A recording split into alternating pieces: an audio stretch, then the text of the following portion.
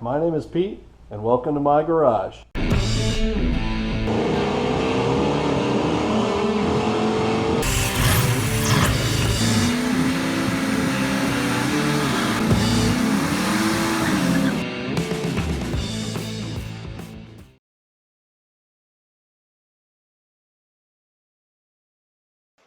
Welcome back to Pete's Garage, where today most of the fabrication is finished and I hardly have anything left to fabricate. I am finally ready to pull the engine out, get my torque converter and flywheel installed, all the little bits and pieces like transmission cooler lines and the fittings installed on the transmission. Then I'm going to install, I have to paint the transmission mount and the engine mounts.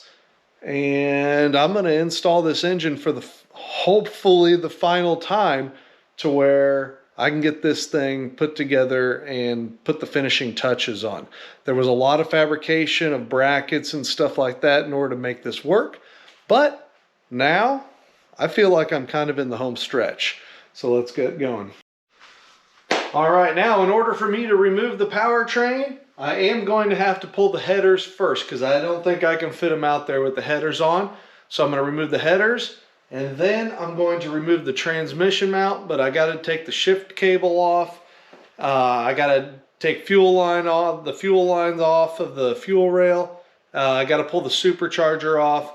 So I kind of have to disassemble it a little bit in order to get it off of there and pull it out, but it really should go pretty fast.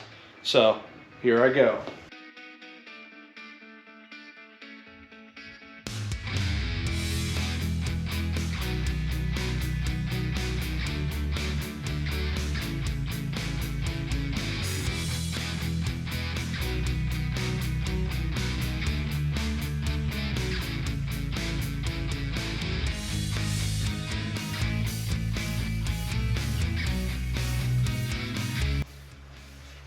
You can see where I marked the spot where I want to put my oxygen sensor.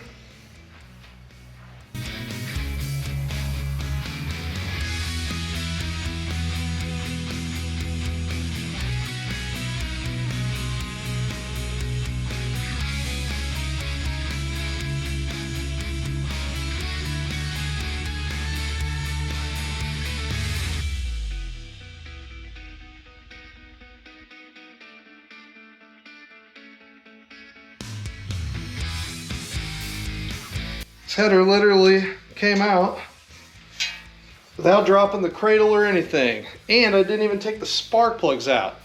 Man, you would think I almost planned that. Didn't, but you'd think I did.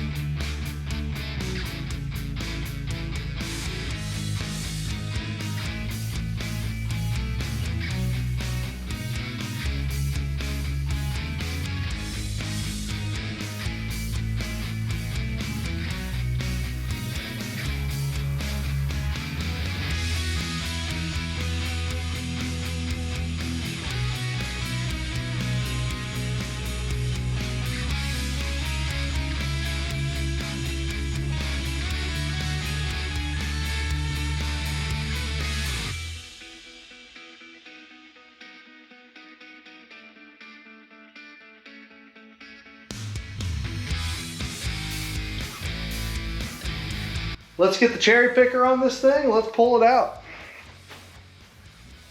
I still got the starter on it and everything, man. If this comes out this easy, it'll be easy to service if I need to ever service it.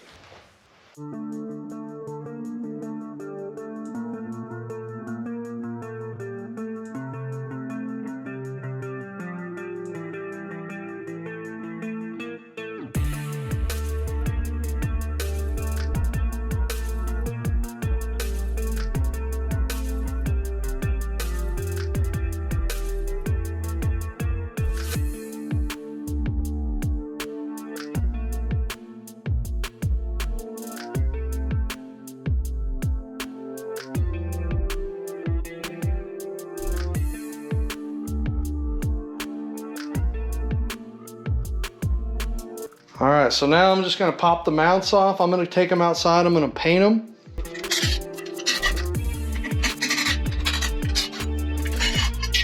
Just gonna do a little light kind of grinding to clean up the welds just a little bit, but really it doesn't matter. And then I will install these back on the motor. These things are pretty solid. All right, so now I need to separate the engine transmission so I can install my flex plate. And then I'm also going to install my torque converter, which I'll show you here in a minute. All right, so I need to install my torque converter on the transmission, and then on the engine side, I need to get my flex plate on there. I'm not sure if I'm gonna need a spacer or not. I really hope I don't, but here's the time where I find out.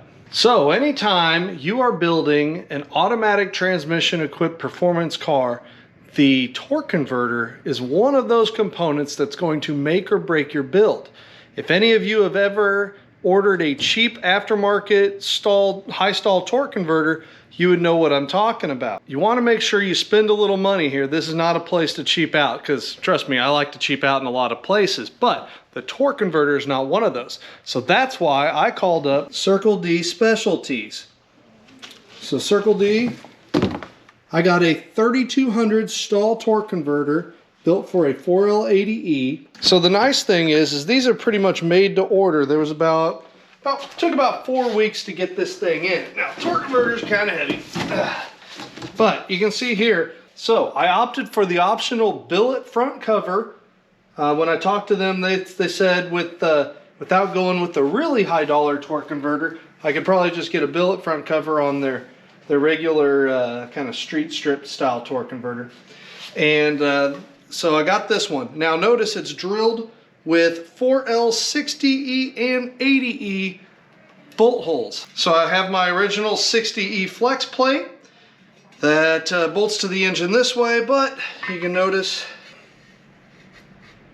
there we go, lines up with the holes in the flex plate. Now, one problem I may or may not have, actually I don't think I'm gonna have that problem. Notice that this actually sticks out, because I told him it was for a 4L60 style flex plate, and this right here, the snout, this hub is a little bit longer, and so I don't even think I need that crank spacer, but I'll double check and I'll have to see.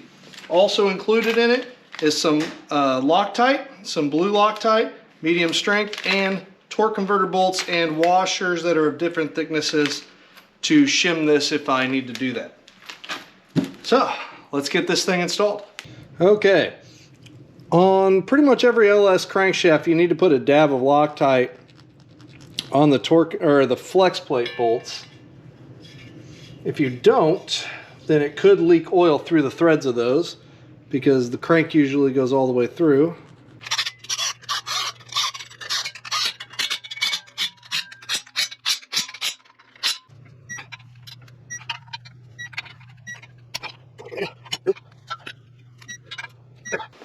Alright, so I got my Circle D converter all the way seated in the bell housing and into the pump and everything.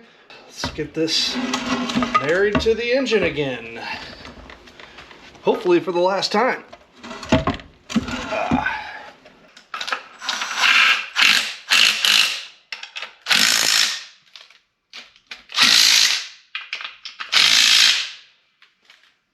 So the torque spec on these is only like 30 something foot-pounds, so a little brap with the old electric impact seems to be good enough.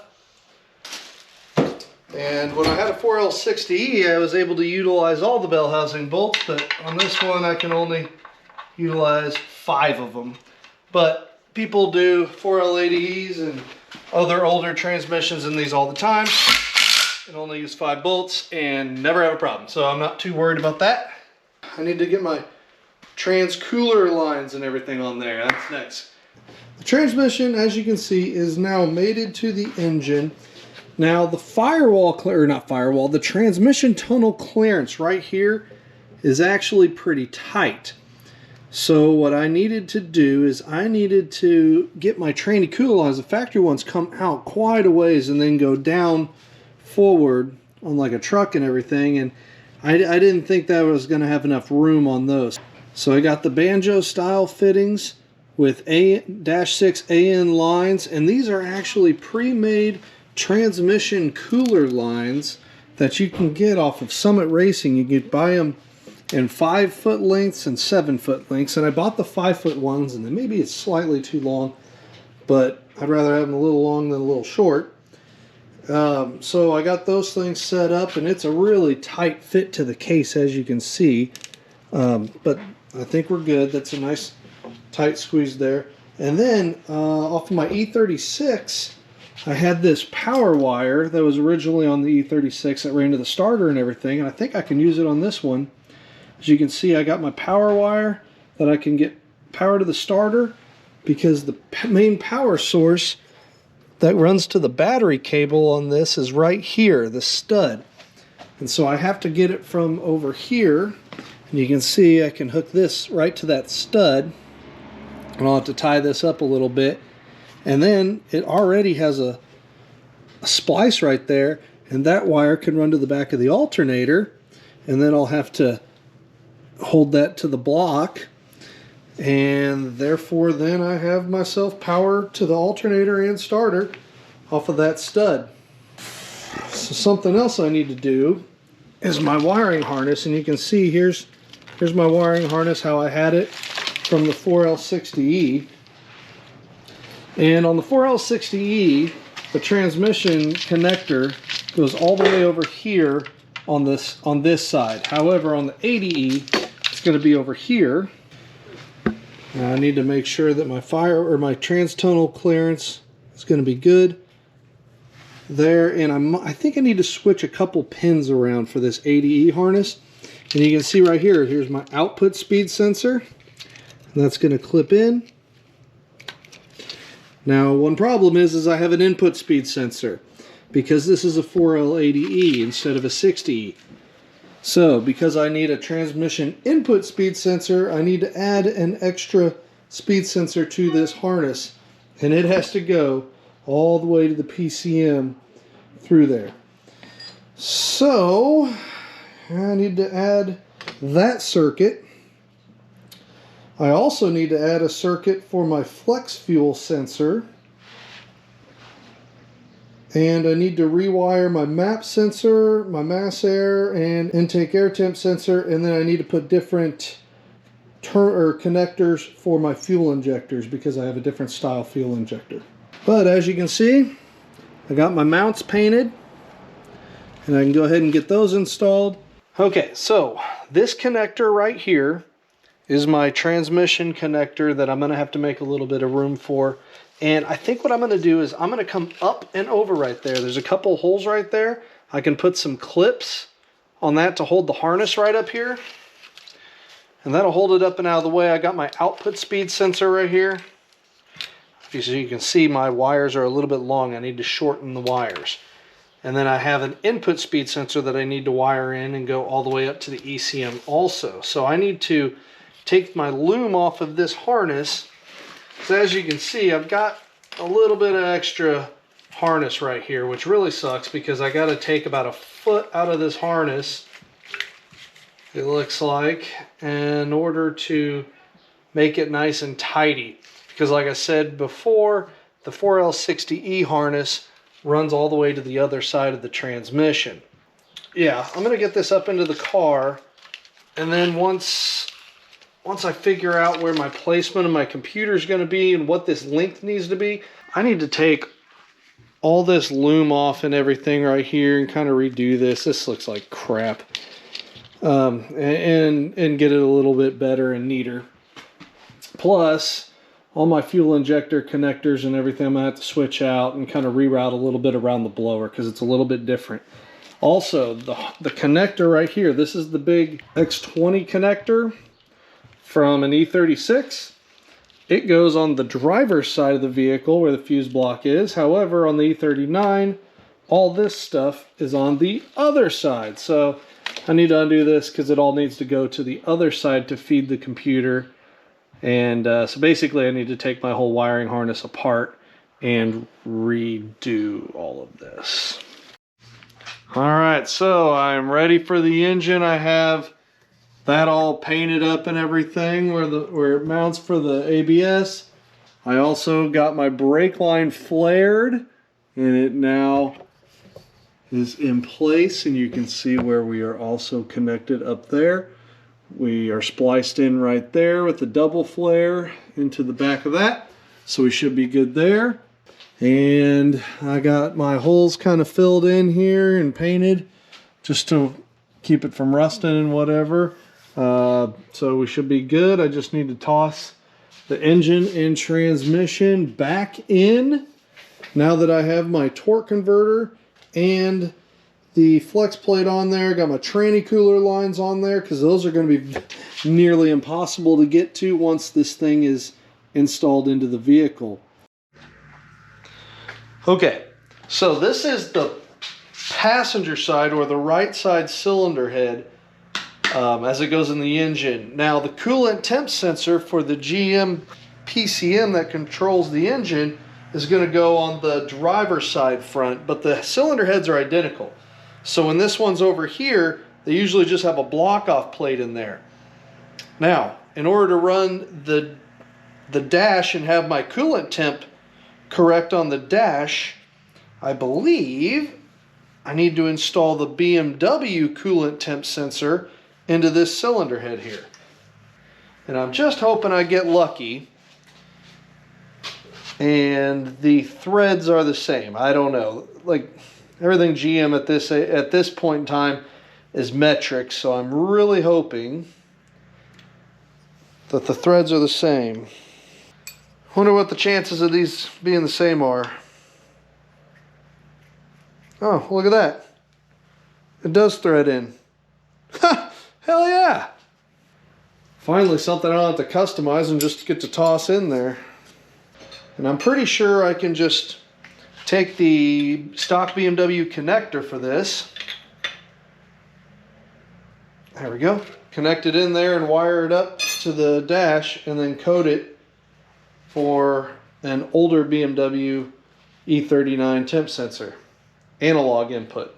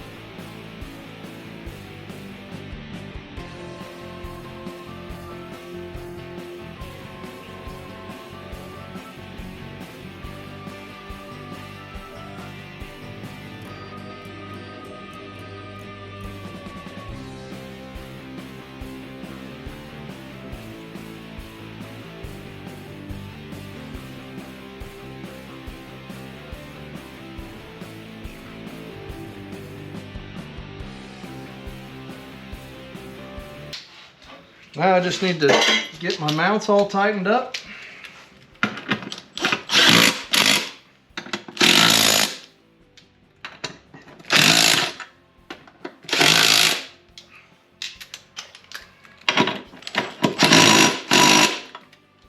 Now that the tranny mount's tightened up, I just need to tighten my engine mounts now. All right, engine mounts, tighten them up.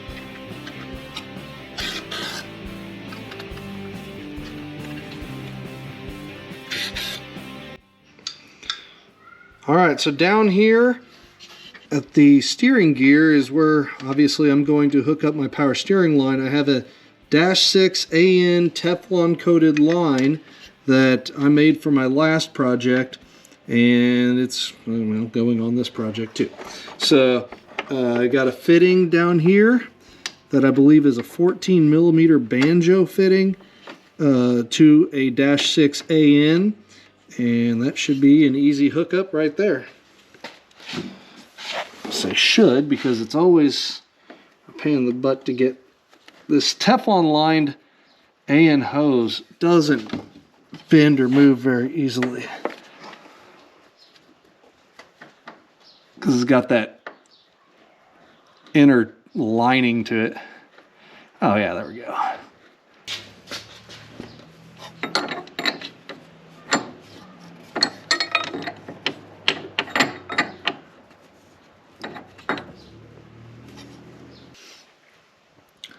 There we go. That's as easy as it is to hook up from a GM to a BMW power steering. So that part's easy. Other than the return line, which the hose that comes out of the cooler right up here just hooks to right there with a hose clamp since it's not under pressure. So that's easy enough. I'm going to go connect my torque converter. See, between the mounting lug and the flex plate, so the converter's all the way in there right now. Looks like there is right at a 1/4 inch. I need to check Circle D's directions on how much they want me to pull out from the rotor, and I think it might only be 1/8 of an inch, so I might have to put a little small washer in there. All right, so I have the hole that has the flats on it right there, and I measured with a drill bit. I had a 1/4 inch that I could stick between the mounting plate and the flex plate. They want 1/8 of an inch per Circle D's instructions, and in the kit of the torque converter, bolts they give me, they have a couple different sizes of washers. So if I want 1/8 inch of pullback, then I need to put an 1/8 inch washer. So I need to measure this and see if it's 1/8 inch. Let's measure this one. 3/32. It's about 30 less than 1/8. All right, Circle D also includes some blue Loctite to go on these converter bolts, and they suggest Loctiting these on there so they don't get loose on you.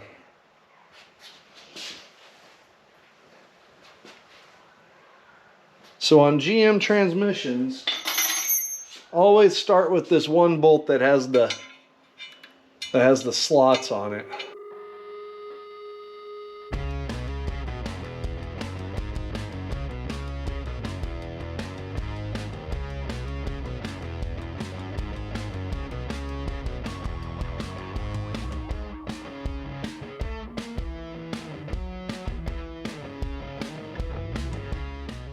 Cool thing is I'm gonna get my power for my starter and everything from right here.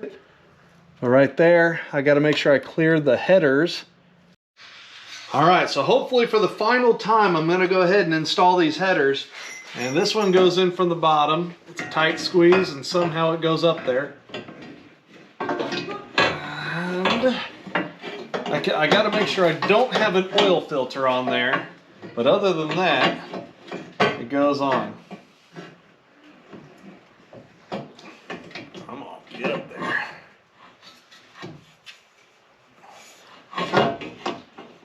And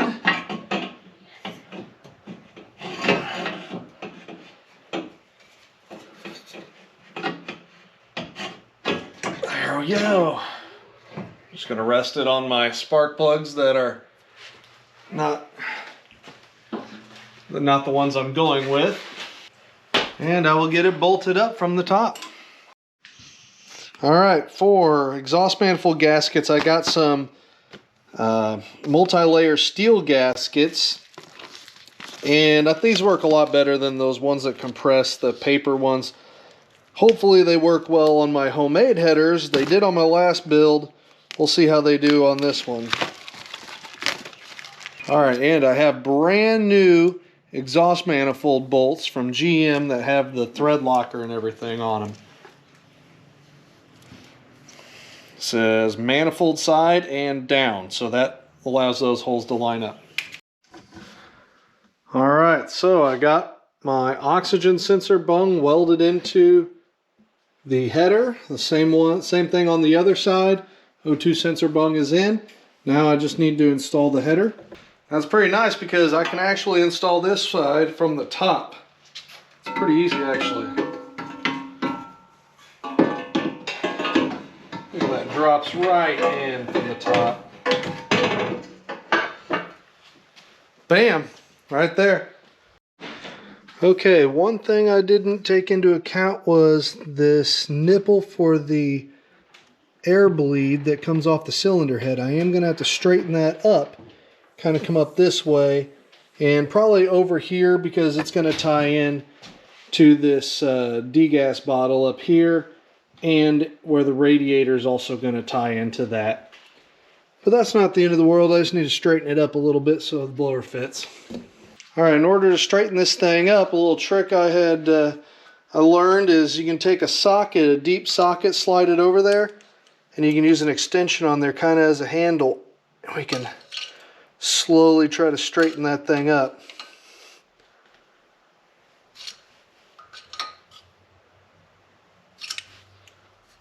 Okay. Now let's see if the blower fits.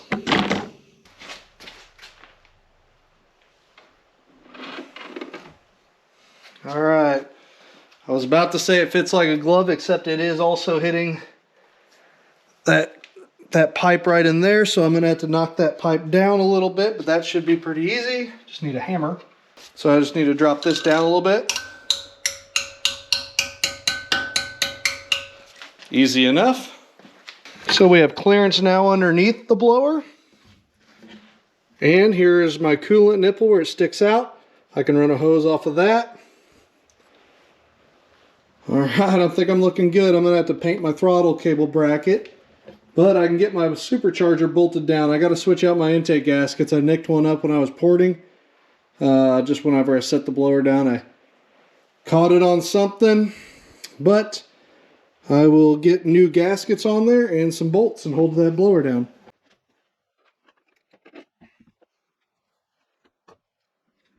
All right, looks like the blower is pretty much set home. All right, now I just need to get the bolts in and tighten it down.